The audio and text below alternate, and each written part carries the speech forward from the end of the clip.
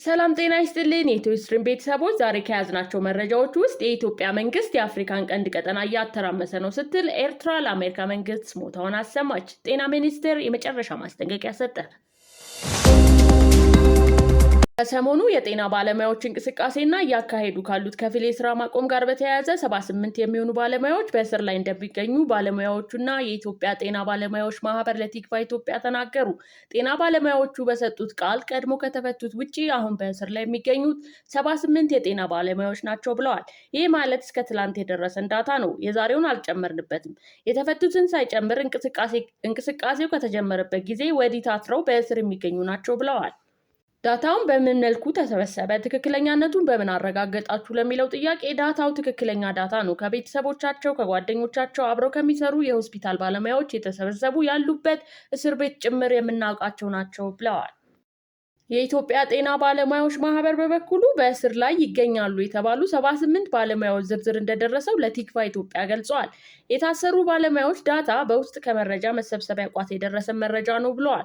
እስራቱና ድብደባው ቆሞ መንግስት ነገሩን ቆም ብሎ በማሰብ ጥያቄ እያነሳው ካለ ባለሙያ ጋር እልህ ከመጋባት ታች ያለውን የህብረተሰብ ክፍል እንዳይጎዳ መጠንቀቅ ያስፈልጋል ሲል አሳስበዋል። ማህበሩ የትላንቱን የጤና ሚኒስቴር መግለጫ በተመለከተ በሰጠው አስተያየት ጤና ሚኒስቴር ያወጣው መግለጫ ከእውነት የራቀ ትክክለኛ ጥያቄ እያቀረቡ ያሉ ጤና ባለሙያዎችን በሐሰተኛ መረጃ የተወናበዱ ምንም አይነት መሰረታዊ ጥያቄ የላችሁም ከማለት አይተናነስም እና አገላለጹ ልክ አይደለም ሲል ተቃውመዋል።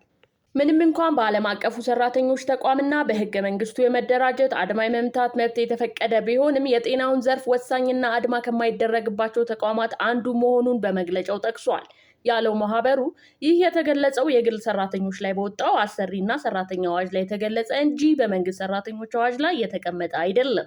ይህ ወሳኝ ነው ከተባለ ታዲያ እነዚህ ላይ ለሚሰሩ ጤና ባለሙያዎች ወሳኝ ባይሆን እንኳን እንዴት መሰረታዊ ፍላጎታቸውን በማሟላት አያሳዩም የሚል ጥያቄ ሰንዝሯል።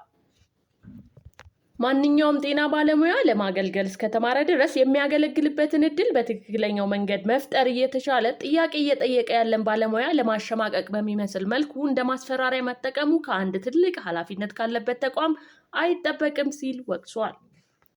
በሌላ በኩል ማህበሩ የኢትዮጵያ ጤና ባለሙያዎች ማህበር ቴሌግራም ቻናል ከፕሬዝዳንቱ ከታሰረ በኋላ አካውንቱ አማካኝነት ከ5/9/2017 ዓ.ም ጀምሮ ከጤና ባለሙያው ጥያቄ ጋር በማሄድ ተቃራኒ ሀሳብ እየተንሸራሸረበት ይገኛል። ጤና ባለሙያው ይሄንን ይገንዘብ ብለዋል። ማህበሩ በአዋጅ ቁጥር 1113/2011 የተቋቋመ በመሆኑ በመተዳደሪያ ደንቡ አንቀጽ 3 ከቁጥር 3 እስከ 4 የጤና ባለሙያዎች መብት እንዲከበርና በጤናው ዘርፍ የሚስተዋለውን ብልሹ አሰራር እንዲስተካከል ጥረት እንደሚያደርግ ለቲክቫ ኢትዮጵያ ተናግረዋል። በተያያዘ መረጃ የኢትዮጵያ ሕክምና ተማሪዎች ማህበር በቅርቡ በሀገር አቀፍ ደረጃ በኢንተርን ሐኪሞች ላይ እየደረሰ ያለው አያያዝ እጅግ በጣም አሳሳቢ መሆኑን ገልጿል። አንዳንድ ኢንተርን ሐኪም በአሁኑ ጊዜ በእስር ላይ መሆናቸውን የሚገልጽ ታማኝ መረጃ እንዳለው ጠቁመዋል።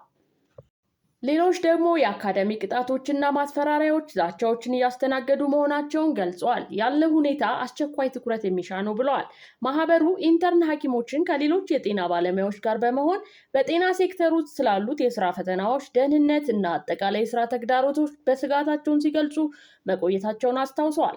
ኢንተርን ሐኪሞችን ማሰር በግል ደህንነታቸው፣ ሙያዊ እድገታቸው ላይ ብቻ ሳይሆን በህዝብ አገልግሎት ላይ የሚያሳድረው ቀላል እንዳልሆነ ጠቁመዋል። ጉዳዩም የጤናን ስርዓት እንደሚነካ አስረድተዋል።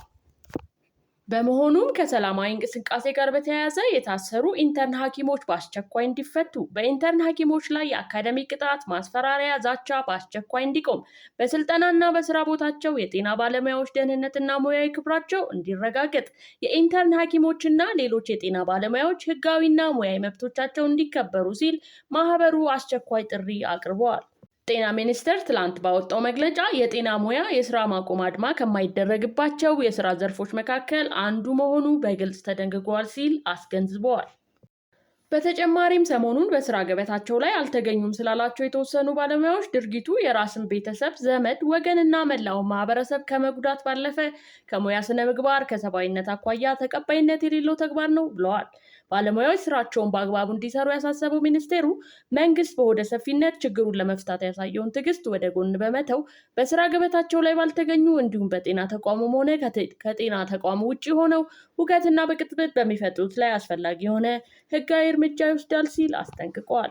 ወደ ሌላኛው መረጃ ስናልፍ የኢትዮጵያ መንግስት የአፍሪካን ቀንድ ቀጠና እያተራመሰ ነው ስትል ኤርትራ ለአሜሪካ መንግስት ስሞታዋን አሰማች። ኤርትራ ስሞታዋን ያሰማችው ግንቦት 13 የተሰበሰበው የአሜሪካ ሴኔት የውጭ ግንኙነት ኮሚቴ በምስራቅ አፍሪካ በኢትዮጵያና ኤርትራ መካከል እየተጋጋለ ስለመጣው ግንኙነት እንዲሁም በኤርትራ በኩል አሳሳቢ ወታደራዊ እንቅስቃሴ ስለመኖሩን መጠቆሙን በመቃወም ነው። በአሜሪካ የኤርትራ ኤምባሲ በኩል በወጣው በዚህ ይፋዊ መግለጫ ኤርትራ የጦርነት ዝግጅት እያደረገች አይደለችም፣ በኢትዮጵያም ላይ ፈጽሞ ቀስቃሽ ወታደራዊ እርምጃም ሆነ ትንኮሳ አልፈጸመችም፣ ፈጽማም አታውቅም ብላለች። በቀጠና ያለው ውጥረትና ስጋት የሚመነጨው በኢትዮጵያ ሚዲያዎች በኩል ነው። ከተቻለ በዲፕሎማሲያዊና ሕጋዊ መንገድ አስፈላጊም ከሆነ በግዳጅ ወደብና የባህር ዳርቻን ለመያዝ ከሚደረጉ ዘመቻዎች ነው በማለት አሜሪካን አካፋን አካፋ በይ ስትል ያሳሰበቻት። የኮሚቴው አባልና የቀድሞ ስቴት ዲፓርትመንት ኃላፊ የሆኑ ጆሹዋ ማይሰርቬ የኤርትራ ወታደሮች በምስራቅ ትግራይ እንደሚገኝ የሰጡት እማኝነት የስረ ነገሩን ዓላማና ፍላጎት እንድንጠይቅ የሚያስገድድ አሳዛኝ እማኝነት ነው በማለት የጆሹዋ እማኝነት ከጀርባው ሌላ ዓላማ እንዳለው ጥርጣሬውን ገልጸዋል። የአስመራው መንግስት ከሰሜን ኢትዮጵያ ጦርነት በኋላ ወታደሮቼ ሙሉ ለሙሉ ወደ ሉዓላዊ ግዛት ተመልሶ ሰፍሮ ይገኛል ሲል በምዕራብ ትግራይ እንደሌለ ለኮሚቴው ሪፖርት መልስ የሰጠው። ለዛሬ የነበሩ መረጃዎች እነዚህ ነበሩ። ሰላም በያላችሁበት ይሁን። ሼር እና ላይክ በማድረግ የኢትዮ ስትሪም ቤተሰብ ይሁኑ።